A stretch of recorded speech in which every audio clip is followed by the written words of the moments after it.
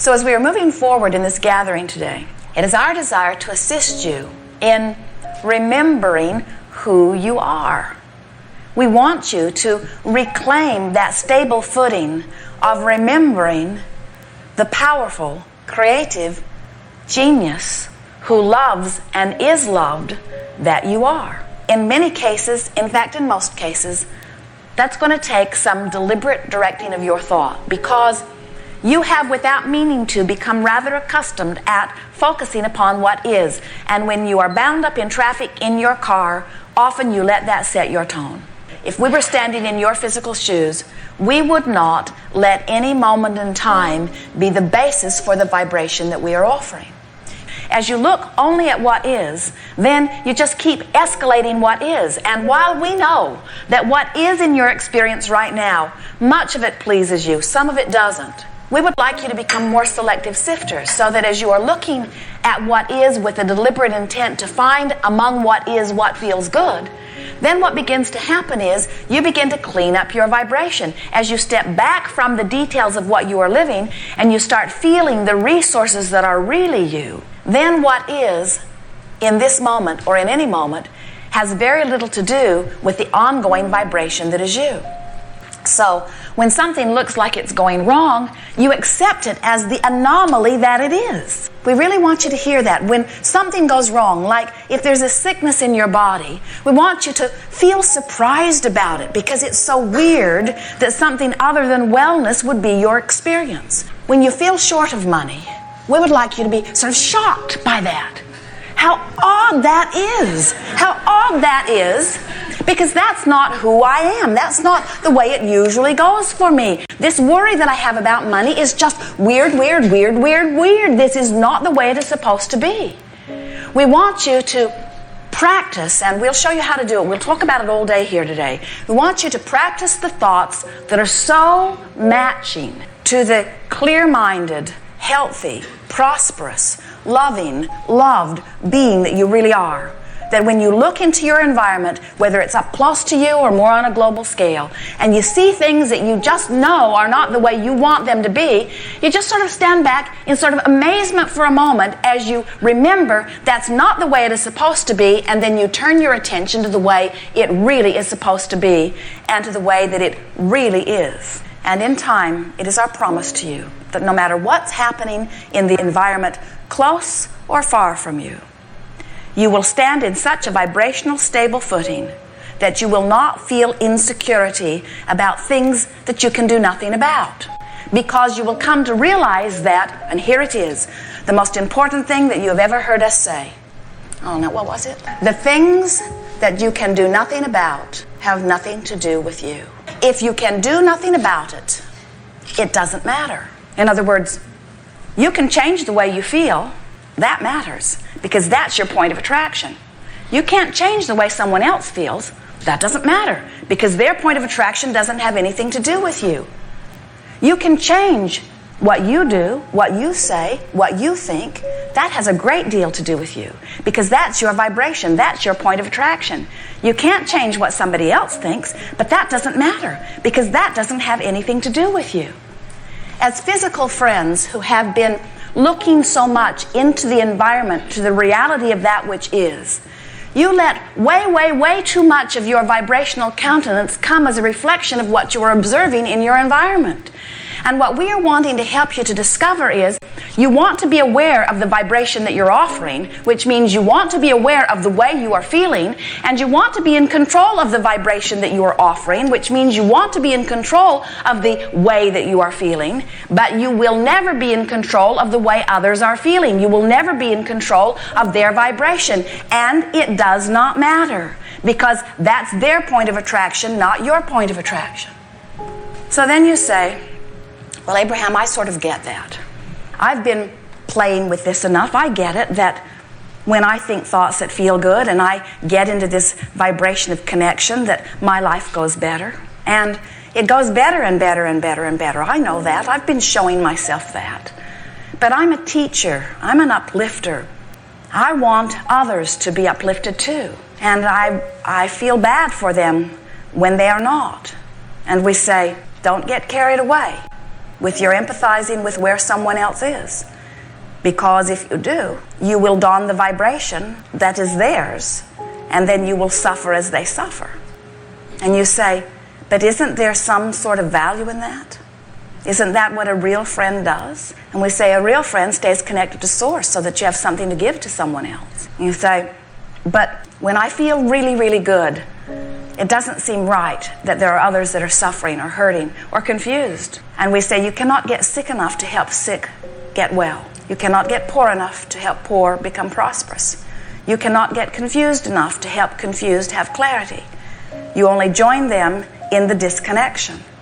And that's not what your intention was. You said, I will come forth and I will stay connected to that which is source, and I will be a bright light that will inspire others to the same. I will maintain my vibration of connection. So, what is the vibration of connection? Well, that's this allowing thing that we've been talking about. That's allowing myself to be connected to source no matter what. That's allowing myself to stay in vibrational harmony with who I really am. The art of allowing is finding a vibration that feels so good when I find it, and feels better and better as I maintain it, and gives me evidence of that connection through thriving.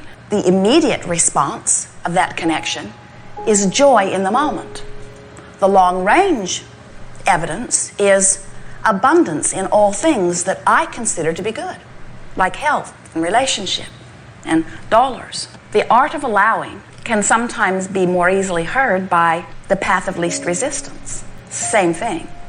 Because here I am, an extension, a physical extension of source energy. And in any moment, which is where all of my power is. As you stand in your now, that's where all of your power is. Your power to allow your connection, or your power to pinch it off. Your power to feel joy, or your power to feel pain. So as you stand here in this powerful moment, making choices one by one, the better feeling thought, the better feeling thought, the better feeling thought, you are choosing the path of most allowance. But you could say you are choosing the path of least resistance.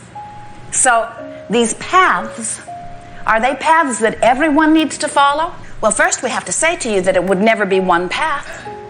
The path of least resistance is the path that for you right now feels the best, which means it's the path that allows you the greatest connection with who you really are.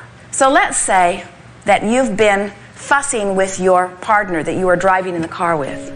And what it feels to you like is at stake here is the validity of who is the wisest one. So the path of least resistance for you might feel like you would like the other one to be wrong. Might feel pretty good. I'll go the way he wants to go.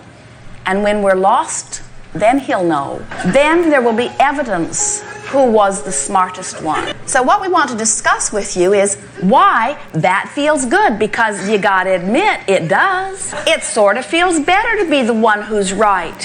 If the question is, am I right or wrong? Which feels better? Which feels better? I'm right or I'm wrong? I'm right. Which feels better? I'm right and he's wrong, or he's right and I'm wrong? Which feels better? I'm right, he's wrong. Which feels better? We're both right. Feels better, but can't possibly be. We disagree. How can we both be right? And it matters to me that I'm right. It matters to me that I'm right because I want to be right. I've practiced wanting to be right for a really long time. And so it seems right that it seems much more important than that I be right than that we get to where we're wanting to go. I'd rather get lost and be late than for him to be right. So what's screwy with all of this? In other words, if Abraham, you say, follow the path of least resistance, which means find the feeling that feels the best. And I got to tell you, it feels a lot better for us to get lost going his way and for my way to be the right way. And we say, we think that you might want to step back a little bit from the immediacy of this desire and see if there's another desire in there somewhere that you could find vibrational resonance with. Like, do you prefer to see value in your partner, or would you like your partner to have no value? Well, when you put it that way, I want my partner to have value. When you don't put me in competition with my partner, I would like my partner to win. Or how about this? How about if someone else joins? Now there are 3 of you in the car, and the third one you don't know very well. And when your partner says, go this way, the guy in the back seat said, that's the most stupid thing I've ever heard in my life. You're going to get her lost. And then you would say, no, he won't. In other words, you might defend him then because this person in the back seat is a stranger to you and is being abusive to your friend. So let's see if we can unravel the chaos that we have produced here for you. What we are getting at here is if you are trying to sort out the rightness and the wrongness of this and that and the other, trying to find the path of least resistance by just following what feels best in the moment without doing any real preparation of connecting to who you are first, then you're not going to be able to tell the path of least resistance from the path of most annoyance. In other words, you get out there on this sort of petty, insignificant edge where one thing feels about as bad as another, and you come away from it feeling like you have no true guidance. And then that's what makes you want to join together in groups where the group that has the loudest voice is the group that you feel must be the most right, so that's the group you try to follow. What we're wanting to help you to rediscover as you are reaching for this art of allowing and this path of least resistance is we want you to first connect with the guidance that comes forth from within you. So let's say that morning you awakened, and even before you awakened, the night before, as you went to bed, you laid in your bed and you acknowledged the value of your life. And you, in your mind, made a list of things that you appreciate about your world, about your home, about your family, about your partner, about yourself. And you went to sleep in this soothing vibration of well-being where you just activated within yourself on purpose things that made you feel good. So your inner being joined you fully before you drifted off into slumber. And when you awakened in that similar vibration, because your vibration is always where you last left it. And so you awakened feeling rather good. And instead of bouncing out of bed and feeling resistant about the day, again, you laid there and felt appreciation and deliberately connected with the energy of your source. And you went through a sort of short list of things that are easy to appreciate. And high on the list is this person that you spend so much of your life with. And so you thought about things and you looked for positive aspects and you gave mental compliments even though the person is not within earshot. You laid there feeling good and you got yourself in vibrational alignment with who you are. And then, as you moved into your day, your timing was particularly good. And as you got into your automobile and you made your motion into traffic, you found the traffic to be like it usually is. In other words, it didn't evaporate. There was no miraculous missing traffic. But the traffic that was there seemed to be flowing, and your entrance into it was good, and you felt very good. You feel good about life. You feel good about where you're going. You feel good about your mate. And you say, I think I will go this way today. And your mate says, oh, really? You know, I was thinking maybe we should go this way. And you say, have you been that way recently? And your partner says, I just have a feeling about it. I don't know. Why don't you try it? And you say, what do we have to lose? So you're not resisting it, so you don't get all disconnected. And even though your partner was not as well aligned as you are and didn't have the best idea in the world, you didn't resist it and you went that way, and traffic did not open in the way your partner thought it would. But it's no skin off your nose. You have plenty of time. You're in love with life. You're in love with this person. It's not the end of the world. You laugh about it. You say, that's the last time I let you choose the way that we go. But it does not become this big life or death issue, and because you stay in alignment, all of a sudden you discover, the two of you discover, something that neither one of you knew before. In your lack of resistance and in two minds cooperating together, you devise a plan that neither one of you could have found by yourself. You're tuned in, tapped in, turned on. You have broader connection. Your partner is too. You're both connected to Source. Source is feeding both of you. New ideas are flowing. And you end up having a very delightful new adventure on a path that you have not been on before, having exposure to experiences that you would not have had before, and your life does not melt down to be an in-the-moment constant competition about who's right and who's wrong.